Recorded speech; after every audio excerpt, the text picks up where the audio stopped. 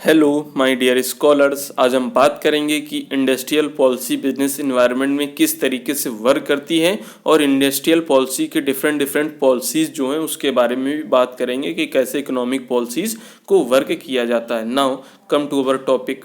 Eight the time of independence, यानी जब भारत आज़ाद नहीं हुआ था उस टाइम की बात है, जब भारत आज़ाद होने के कगार पे था, तो जो इंडियन इकोनॉमिक थी वो बहुत ही समस्याओं से गुजर रही थी। जैसे कि इटलेरेसी, यानी जो साक्षरता दर था, यानी पढ़े लिखे लोग कम थे, पॉवर्टी गरीबी रेखा, लो पर कैपिटा इनकम, जिनके पास लोगों को खाने के लिए रहने के लिए घर मकान कुछ भी नहीं था, इंडस्ट्रियल बैकवर्डनेस एंड अनएम्प्लॉयमेंट, बेरोजगारी, इतना बैकवर्ड पिछड़ापन। उस तरीके से जब हमारा इंडिया ग्रो कर रहा था, India attend its independence in 1947 में।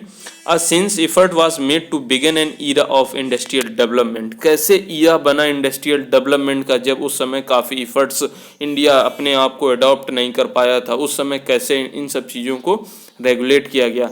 तो government adopted rules and regulation for various industry. This industries policy जो है हमारी, उनको हम वर्क किस तरीके से करते हैं, चलिए आपको बताते हैं। फर्स्ट पॉइंट पे, industrial policy. Industrial policy is a document that sets the tone in implementing, promoting the regulating roles of the government. यानी उसने किस तरीके से इम्प्लीमेंट किया, फिर उसको प्रमोट किया, और उसके बाद किस तरीके से उन रोल्स को रेगुलेट किया, और ये गवर्नमेंट्स की पॉलिसीज़ को फॉलो करते हुए, अपने इफ़र्ट्स को ध्यान में रखते हुए इंडस्ट्रियलाइजेशंस को और इकोनॉमी को डिज़र्व कराया। उस तरीके से अपने इंडियन गवर्नमेंट में किस तरीके से डेवलपमेंट हुआ इंडस्ट्रियल सेक्टर का।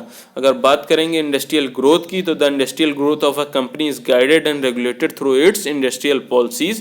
Let's understand various industrial policies क्या क्या हैं, हम उनके बारे में बात करते हैं। तो हमारी जो फर्स्ट इंडियन पॉलिसी है, इंडस्ट्रियल पॉलिसी, 1948 में आई। The first Indian policy after independence was announced on 6 April 1948. It was presented by Dr. Shyama Prasad Mukherjee, then Industry Ministry जो थे हमारे। The main goal of this policy was to accelerate the industrial development by introducing a mixed economy when the private and public sector was accepted as important in the development of the economy। इस तरीके से work करेगी। Industry with exclusive state monopoly strategies industry की बात करेंगे, तो ये include करती थी हमारी क्या इंडस्ट्री जो इंगेज कर रही थी activity of atomic energy, railways, arms और एम्यूनेशंस। इस तरीके से वर्क कर रही थी।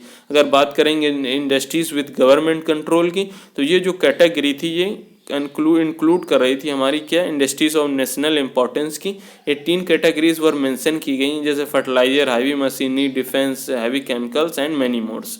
नाउ बात करेंगे इंडस्ट्रीज विथ मिक्स सेक्टर में, तो इसमें जो कैटेगरी थी इंक्लूड की गई थी, जिसमें अलाउ हो रही थी, ऑपरेट किया जा रहा था प्राइवेट और पब्लिक सेक्टर को। उसकी बेसिस पे हमारे जो पार्टनर्स थे उसमें प्राइवेट सेक्टर्स को एग्जिस्ट करा रहे थे। लास्ट पॉइंट क्या था, जो इंडस्ट्री में प्राइवेट सेक्टर कैसे वर्क कर रहा था, तो industry where were not mention in the above categories falls into this category.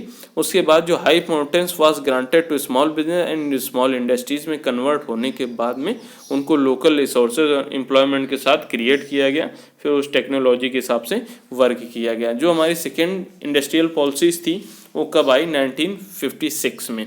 उसमें क्या किया गया, जो रिप्लेस किया गया हमारी कुछ पॉलिसीज़ को, जैसे न्यू क्लासिफिकेशन क्या था इंडस्ट्रीज़ का, कि non discriminatory and fair treatment for the private sector, promotion of village and small scale industries to achieve development by removing regional disparity, labour welfare. The area divided into 3 categories में divide किया गया।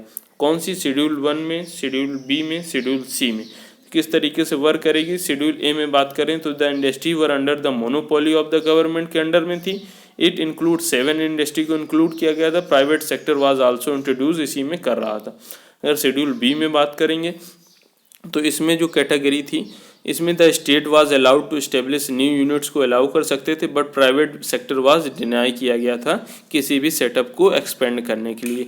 Examples क्या हो सकते हैं, chemical industries, fertiliser, synthetic rubber, aluminium and many more. अगर बात करेंगे शेड्यूल सी में, तो जो इंडस्ट्रीज थी were not a part of the above mentioned industries, then it form a part of schedule industries. इस तरीके से वर्क कर रही थी। इस तरीके से हमारे तीनों शेड्यूल वर्क कर रहे थे सेकेंड इंडस्ट्री पॉलिसी में।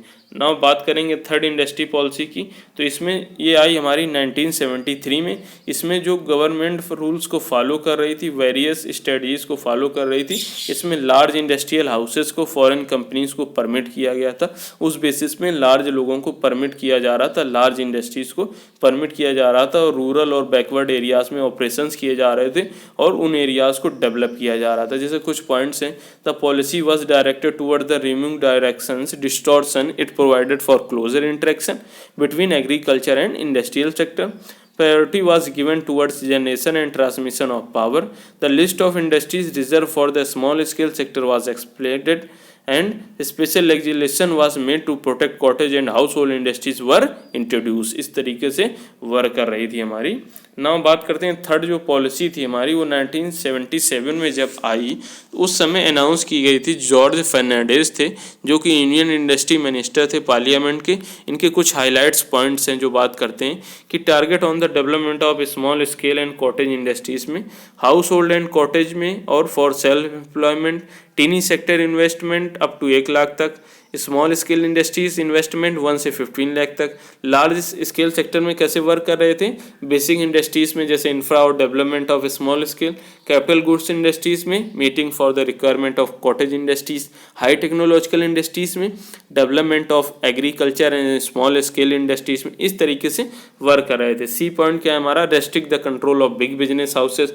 डी पॉइंट में role of the public sector, ये कैसे वर्क कर रहे थे, development of ancillary industries to make available expertise in technology in small cottage industries, revival E point में revival and rehabilitation of sick units, इस तरीके से वर्क कर रहे थे। नाउ फिफ्थ इंडस्ट्रियल पॉलिसी हमारी कब आई, 1918।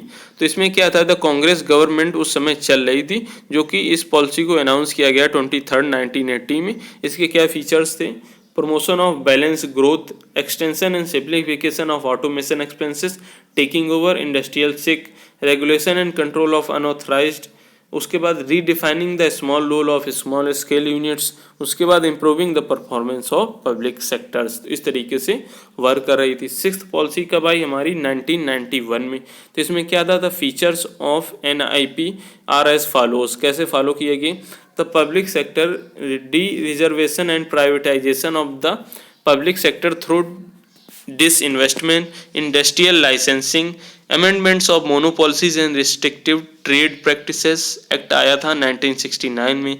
लिबरलाइज फॉरेन इन्वेस्टमेंट पॉलिसी आई, फॉरेन टेक्नोलॉजिकल एग्रीमेंट आया, dilution of protection of SSI and emphasises on competitive investment. तो इस तरीके से हमारी ये टेक्नोलॉजी फॉलो हो रही थी और हमने डिफरेंट इंडस्ट्रियल पॉलिसीज़ को डिफरेंट साथ में हमने टोटल 6 पॉलिसीज़ के साथ में इस बात को क्लियर आउट किया और इस तरीके से हमारी वर्क कर रही थी। नाउ अगर आपने अभी तक हमारे चैनल को सब्सक्राइब नहीं किया है तो प्लीज़ चैनल को जल्दी से सब्सक्राइब करें। अगर इसी तरीके के आपको नोट्स चाहिए तो आप कमेंट बॉक्स में कमेंट करिए और बेल आइकन को दबाना बिल्कुल भी ना भूलें और लाइक करना बिल्कुल भी ना भूलें। Thank you very much.